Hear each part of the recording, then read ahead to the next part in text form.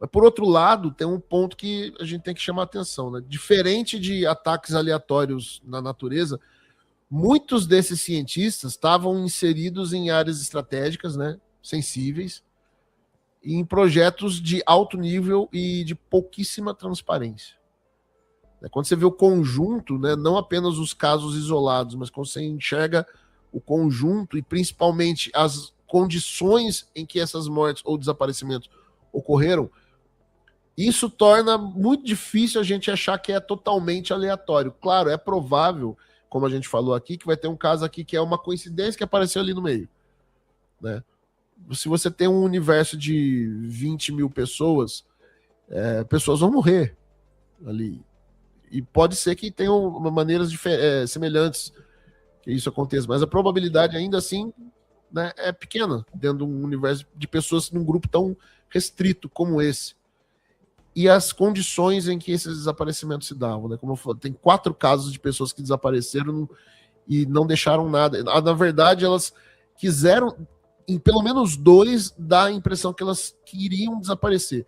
A Mônica Reza, não, a Melissa Casais, ela deixou dinheiro na casa dela e ela deixou o celular, mas antes ela formatou o celular para configuração de fábrica. Ela resetou o celular dela. Ela não deixou ele ali do jeito que ele estava. Por quê? Então são as condições por trás das coisas que dá a impressão de que, olha, tem algo mais aí. E a gente pode ver algumas ligações à ufologia. No caso do Neil McCasland é muito mais fácil de você ver isso. Agora, os outros, não muito. Assim, é mais no sentido de você parar e pensar, olha, se nós estivermos fazendo engenharia reversa, esse seria um cara interessante. Se nós estamos observando, se nós já capturamos imagens de OVNIs na atmosfera, esse seria um cara que veria isso. Tá, mas por que ele? Tem outros que também. Né? Então, assim, todos esses 11 é estranho. O Neil McCasland e a Mônica Reza, por ter trabalhado com ele, talvez, e a Amy Escrid, por já ter falado dessa galera toda aí, no Elizondo, ter tido contato com eles já são um pouco mais, assim, vale a pena a gente olhar pela questão da ufologia. Eu acho que, particularmente, é muito mais provável que o que a gente esteja vendo, se não é nada aleatório, não é uma grande coincidência, acho que é mais uma espionagem industrial, uma guerra de espionagem industrial e militar. Industrial eu coloco até, sei lá, empresas de inteligência artificial envolvidas, sei lá. Dos dois, de ambos os lados, porque do que simplesmente uma sequência de mortes por causa de um possível disclosure. Com exceção do Neil McCasland. Ele eu acho que talvez pode ter alguma coisa a ver com isso. Eu acho que assim, tem vários pontos, né, que a gente pode colocar. Eu achei legal a comparação que você fez com esse negócio do ataque de tubarão, Guto. O ano passado, a gente estava vendo a queda de aviões. Uma quantidade absurda de queda de aviões, né? Tipo, vários casos foram acontecendo, tal. E isso fez com que todo mundo falasse, nossa, o que está acontecendo? O polo magnético da Terra está sendo alterado e os aviões estão caindo, que não sei o que e tal. Aí se você falar agora, ó, tá vendo? Não tá caindo mais avião. Não, é que o polo magnético se alterou. Não, aí resolveu. Não, gente, não tem nada a ver. Eu cheguei a comentar dentro do grupo de apoiadores que o maior problema disso aí eram naves velhas sem manutenção e com dinheiro gasto para nada, e que as pessoas estavam usando essa grana para qualquer outra coisa e não estavam fazendo manutenção em avião, né? Esse era um dos principais motivos aí do que estava acontecendo. E obviamente, quando você tem um caso, você levanta a atenção. Então, outros casos começaram a acontecer e foi tudo noticiado, né? A mídia viu que estava dando atenção. Então o teco-teco caía ali na fazenda do seu Zé, né? O teco-teco que faz pulverização de plantação, caía, já virava notícia, né? De fato, uma quantidade bem grande de casos aconteceu de forma seguida. O Lito, ele chegou a fazer vídeo falando que realmente aconteceram vários casos, um próximo do outro, e que praticamente todos eles tinham ligação com manutenção, né? Falta de manutenção, coisa... Só que calhou de ser um próximo do outro. E aí você tem esse desaparecimento, né? Um monte de desaparecimento de cientistas, um atrás do outro, vai levantar atenção, né? Tanto que os 3 primeiros ninguém nem ligou. Só foi prestar atenção nos 3 primeiros porque o pessoal falou, ué, peraí, ó, teve esse caso. Sabe quando a pessoa pega e fala assim, deixa eu ali fazer uma pesquisa. Aí foi lá, chegou lá no laboratório de Los Alamos, de Wright Patterson, chegou em alguém e falou, viu, nos últimos anos aí teve algum cientista que perdeu a vida, alguma coisa que aconteceu. Aí o cara da portaria, né, o Tião, ele vai pegar e falar assim, cara, há 2 anos atrás teve uma moça que sumiu aí, que acabou perdendo a vida. Aí depois você vai descobrindo. Então, assim, se faz uma relação, é que nem o Guto falou. Rede social. Rede social faz toda a ligação, faz todo o processo ali de ligação, né? E aí gera todo esse burburinho. Mas alguns nomes no meio dessa história a gente tem que ter atenção. Por quê? Do mesmo jeito que você tem as situações que podem ter sido simplesmente, né, um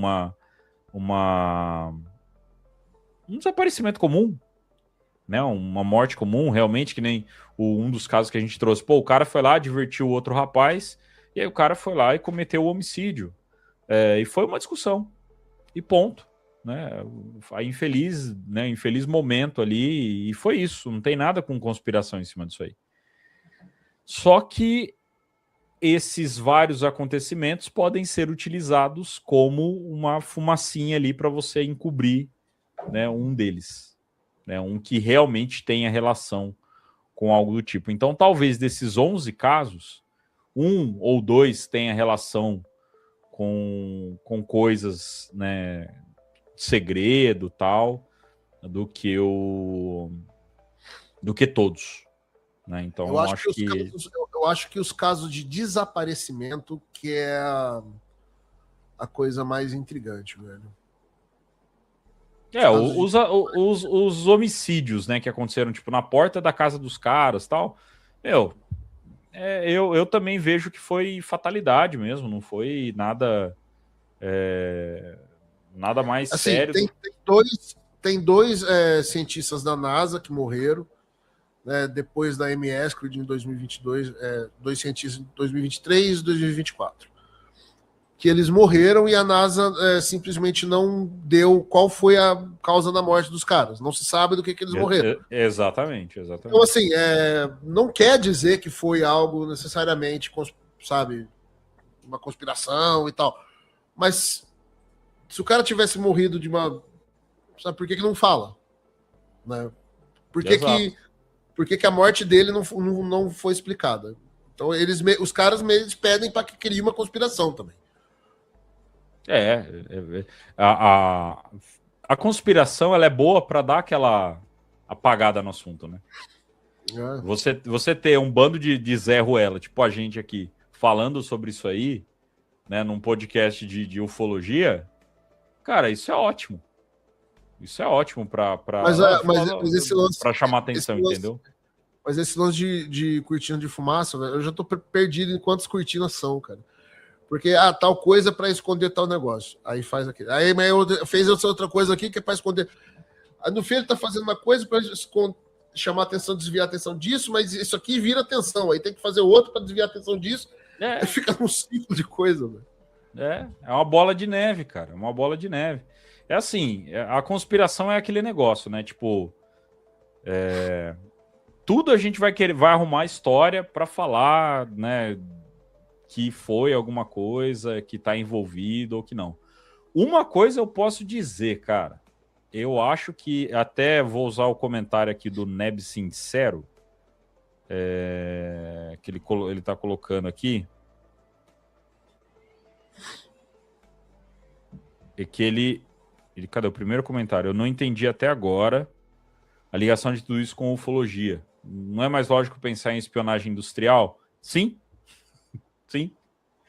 Né, eu acho muito mais provável isso estar envolvido com espionagem industrial. Por que que se fala da ufologia? Porque você tem a questão de que os caras estavam em locais que são famosos por situações, por polêmicas envolvendo ufologia. Então, você tem Los Alamos, né? Você tem envolvimento com Los Alamos. Você tem envolvimento com Wright Patterson. Então, são as bases principais aí que a ufologia sempre está de olho. Né? Aí você tem questão Cara, o envolvimento da ufologia é o Neil McKesson, cara. É tipo... só que ainda assim, tipo, é o Neil McKesson, mas é como a gente disse lá no começo, para a gente falar de ufologia sobre ele, demorou. Porque tem todas as coisas, tipo, o caso dele pode... o envolvimento com ufologia é com as pessoas que o Neil McKesson era envolvido. Tipo, ele era envolvido com o Tom DeLonge, ele era envolvido com outras pessoas que são envolvidas com ufologia.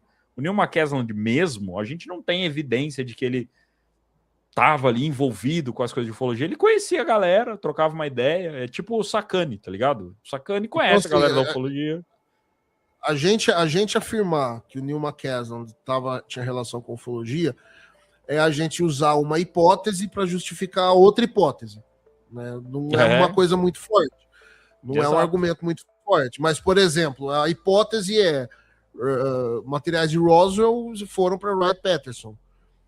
Tá, essa é a hipótese. E aí você pode justificar isso como dizendo, olha, o Neil McKesson gerenciava esse laboratório e ele tinha contato com o David Grush. Então você está justificando uma hipótese com outra hipótese. Mas, né, não é um argumento muito forte, mas, de fato... David Grush deu depoimento sobre isso. Se o depoimento é verdade ou não é outra história. Mas o que é oficialmente, isso é incontestável, o David Grush foi no Congresso e falou que tem, sob juramento, né, falou que tem material recuperado, que tem ser recuperado e tudo mais, e citou a base de Wright Patterson. Esse cara trabalhou lá na época que o David Grush estava lá e investigou. O David Grush foi investigar Wright Patterson porque ele fazia parte da Força Tarefa UAP.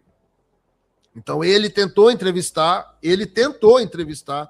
o Neil McKesson e ele já falou em entrevista que ele não conseguiu entrevistar ele pela Força Tarefa UAP. Então, assim, a ligação com ufologia é essa. Agora, se for só esse cara ligado, já é algo... Se confirmar, se essas hipóteses, a gente puder uma hora falar, não, o Neil McKesson realmente era o cara envolvido com essas coisas, pô, já valeu a pena, sabe? Quer dizer, não é valeu a pena, mas já confirmamos uma coisa, os outros 11 casos, mesmo que não tenham ligação com a ufologia, o caso dele tem de uma maneira muito importante.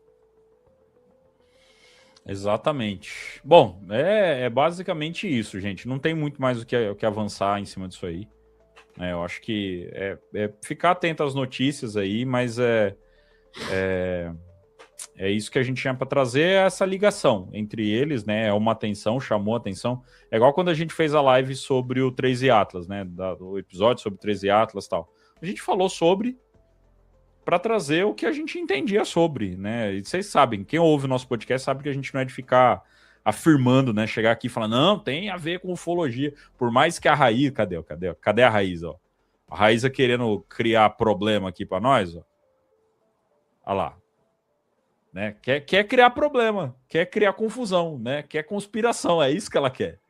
Né? Quer fazer o bicho pegar, né? Então, mas o pessoal que ouve a gente sabe, a gente vai falar da conspiração, mas ao mesmo tempo a gente vai parar, ponderar, ver o que vai, o que não vai, enfim, tá? Sobre esse caso, meus caros, vocês querem acrescentar algo ou não? Acho que chega, né? Acho que já deu. Então vamos lá, vamos fazer uma finalização aqui com o chat, com essa galera linda, maravilhosa que tá aqui com a gente. Começando aqui, ó, de baixo para cima, pra gente não se perder. O Israel chegou agora, mandou um boa noite. Live será toda segunda? Não. não será toda segunda. Calma lá, Israel. Calmem, torcedores.